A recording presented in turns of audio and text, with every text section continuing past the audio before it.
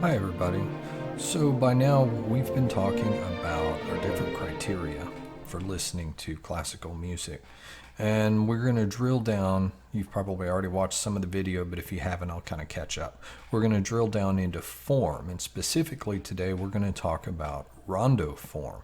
Rondo is it's a very important way of structuring music. It's even used today. So we're going to use the Mozart Horn Concerto number 4 as our example piece, and hopefully you've already listened to it. If you haven't, you can pause this and go back up above and click and watch the video before, or you can just follow along with this one. We're going to use our Cornell notes to track our progress, so we'll kind of pause and talk about different sections. And if you have your Cornell notes, great. If you want to pause the video and go up and click the link in Canvas to download it and print it at home, if you can, you're certainly welcome to do so. You can create your own on a piece of notebook paper, or you can just follow along in the video. All of that is just fine. So what is a concerto? A concerto is something that you'll hear as we continue our classical music journey. A concerto is a piece of music that's written for a solo instrument. It generally has an accompaniment that could be an orchestra, it could be a chamber orchestra, it could be a piano, it could be a small group. Concerto is usually written in 3 movements, so there are 3 smaller songs within the larger piece of work.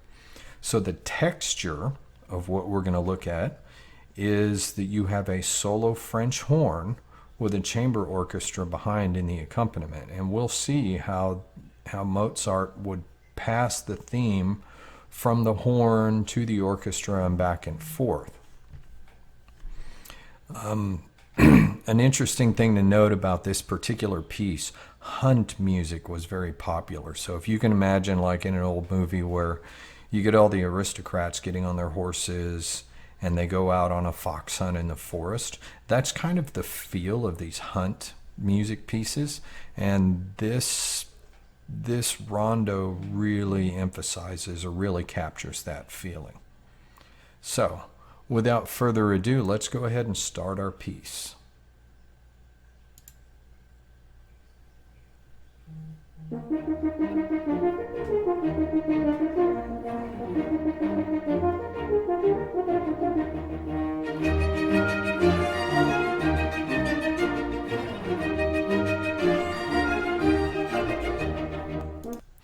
So, right here, we have heard our introductory theme. So this is going to be in our A. So in our Cornell notes, you can see I've already made a heading here. So we have A. Okay, so for our A section, we have this da da da da da da da da da da da da da da da da da. So the horn establishes it, and then you hear the strings come back and play the very same thing the horn did. So we're going to consider all of that the A section. So, and you probably don't know this unless you see the music or you're used to listening to it, but our time signature is 6/8, and we have a lot of triplets.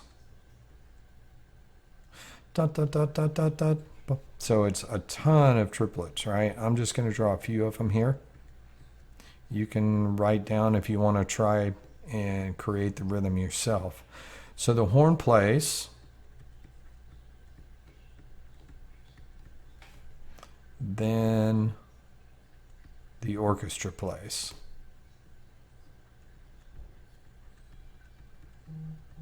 So we're going to see this theme come back and forth because remember, a rondo is an A, B, or it could be A, C. It just depends on how they wrote it. So that rondo, we should hear that A section keep coming back. Let me get rid of this, and we're going to go ahead and play our next section. Here we go.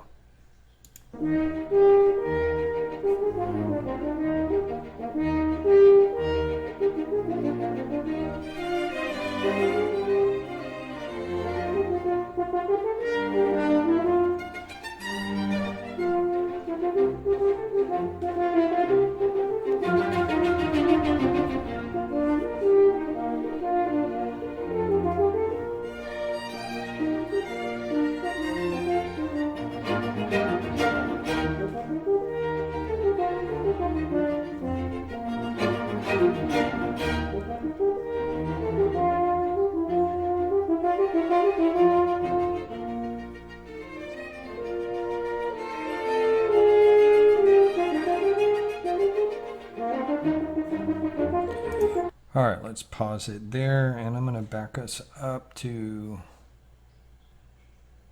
a couple of seconds, about to 110. So that was our B section. Well, one thing I want you to notice here, there were a whole bunch of smaller melody or ideas or musical arguments that were presented there. These are often called episodes or subjects, and they're contrasting to the main rondo. So let's go ahead and whoops, we have our eraser on. Let's go ahead, and so we've just listened to B. Now we're just doing a simple analysis. In a full college level analysis of the form in this piece, we would identify each of those sub-themes, and we would talk about different parts of each episode. But for today, we're just going to call that whole bit section B. So one thing about B is we noticed as we were coming back, okay, so we'll put episodes, and then, or subjects, and then did you notice that it uses the triplets in the horn to bring us back to A? So uses triplets in horn back to A. So we're about to hear the A come back. So let's go ahead and check that out.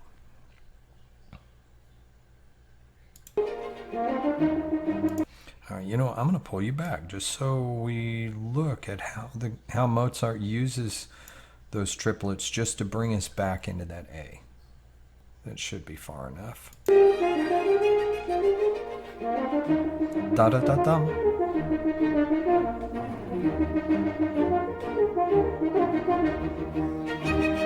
Now check out the way they're almost chopping the bows and the strings. That's how they're creating that. They're creating that lively. Let's go back a little bit and let's look at it. Look at the bow technique, guys. Oh, didn't go far enough. Watch these guys.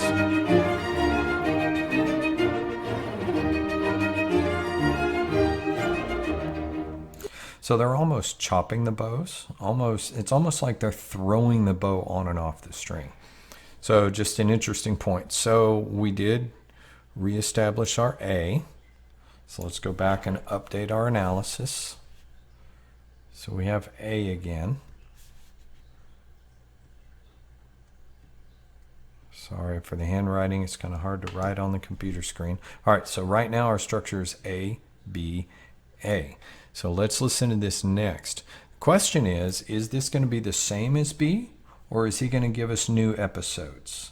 Let's listen to that, and then we'll go back and we'll check out B and see if they were the same.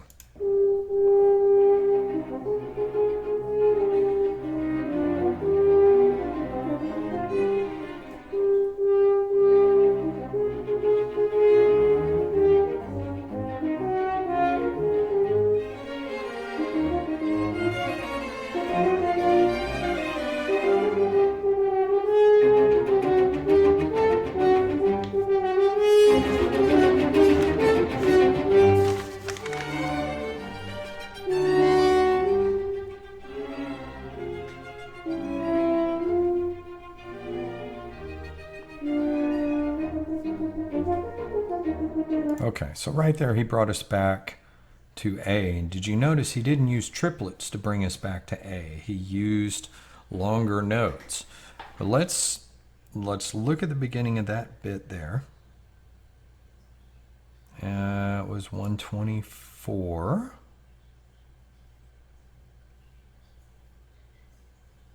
A little more. All right, listen to this for a second. So Mozart's created some kind of drama and sadness for a moment for this episode. Let's go back to where B started at 21 seconds and see if you can decide if this should be a B or if it should be a C because it's a new section. So here's where our B started.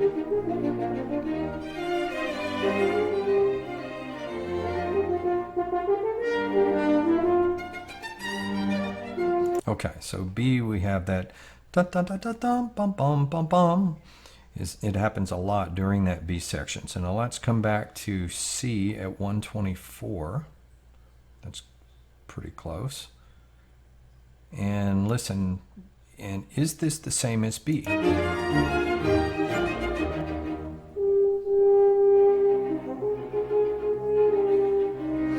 So it's not the same.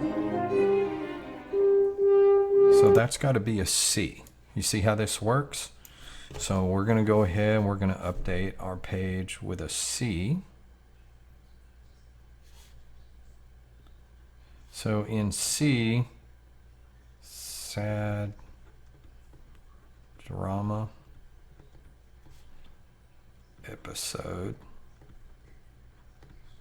followed by happy or hunt again.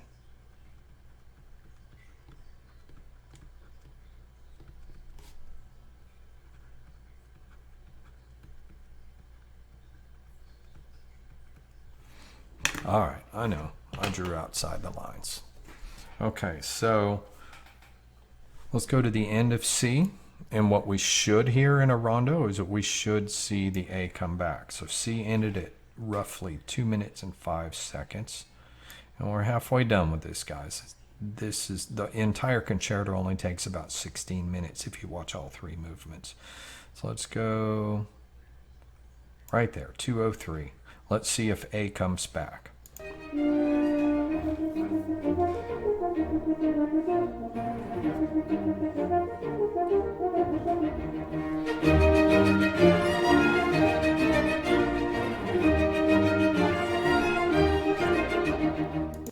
So was that an A?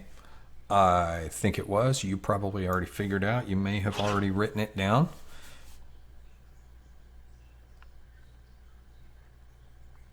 So that's the same A. You notice the A keeps giving us the same thing, the horn solo.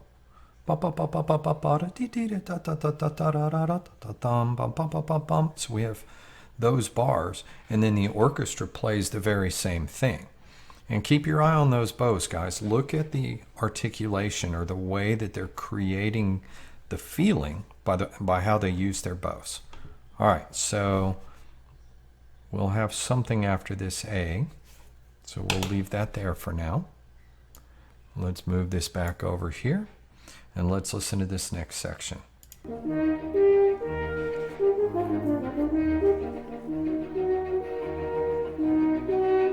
little minor tonality.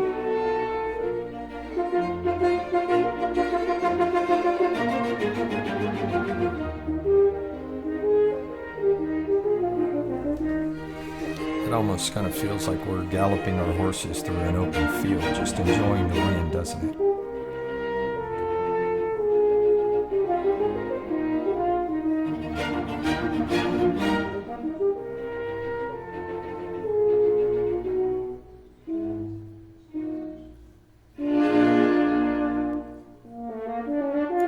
All right, I'm going to stop it there. So within each of these sections, and we have these episodes, have you noticed that, say, within B or within C, they will repeat the episodes? So I'm not going to go back and compare. Let's just say that this was actually a D section. So within the D section, we did get some more of those minor tones or those kind of drama feels. Okay. So I'm going to put minor, drama. And then something new happens. So we've had this pattern AB, AC, AD, but A doesn't come back here. Something different happens.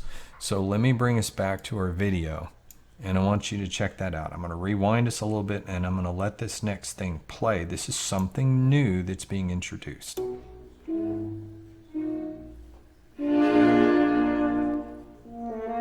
Right here.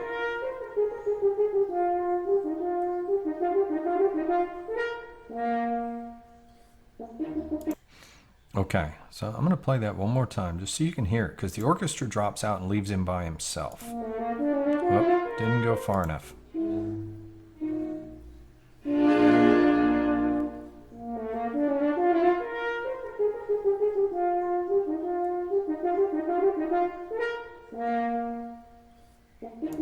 Okay, and then he's going to bring us back into A. What Mozart's doing here is very common in concerto. And concertos are written for all the different instruments. So what we have here is called a cadenza. So I'm going to write cadenza rather than put, well, let's go ahead and call it an E. And we'll put it down in our Cornell notes. So we're going to call that E because it is something new. Cadenza. New vocabulary word, guys. I won't test you on this, but if you want to impress people with how smart you are when you're listening to a concerto and you hear this happen, you can say, Mom, that was the cadenza. And you can show them your wonderful knowledge. So a cadenza is where the composer pauses the music and allows the principal performer, in this case the solo French horn, to improvise. So it's kind of like a rock guitar or something like this, or a rapper freestyling. This is a chance for the performer to do their own thing within the theme of the concerto and show off their own virtuosity or their own super good performance. So cadenza happens a lot in concerto, and it does count as a new section. So we'll call that our E. And let's see what happens after the cadenza. Here, let's listen to the cadenza again. I just like that. I think he does a good job of it.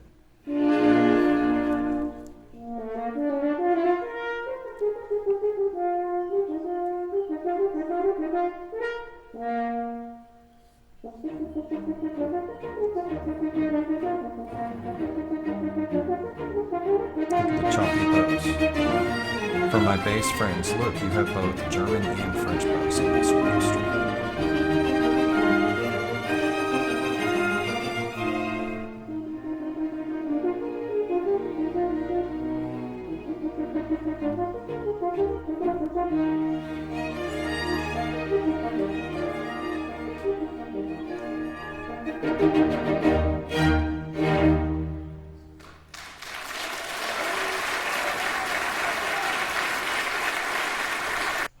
Okay, so I'm going to call that whole bit an A. And you have a little bit of what we would call sub-episode within the theme of A. But we went A to resolution. Resolution is a fancy way to say the big finish or the end, right? So I'm going to call that down here A. So I'm going to just write down A to the end with some episodic. You don't need to know this word. Episodic just means variation. Okay, so this is what we're looking at for a very simple form analysis. So remember, a rondo has to have a theme that keeps coming back and back. And we can see here, I'm going to turn off draw so I don't actually mess our page up. So we can see, do we have a rondo? We went from A to B, A came back, and then we went to a C, then A came back, we went to a D, and then we had E for the cadenza. Okay, so let's just add a little bit here in case you want to have this in your notes. Solo break. You ever listen to a rock song or a country song and after the second chorus they break into a different section and the guitar player or the piano plays a solo? That's essentially a cadenza in the modern sense. For solo player, I'm going to say to show off.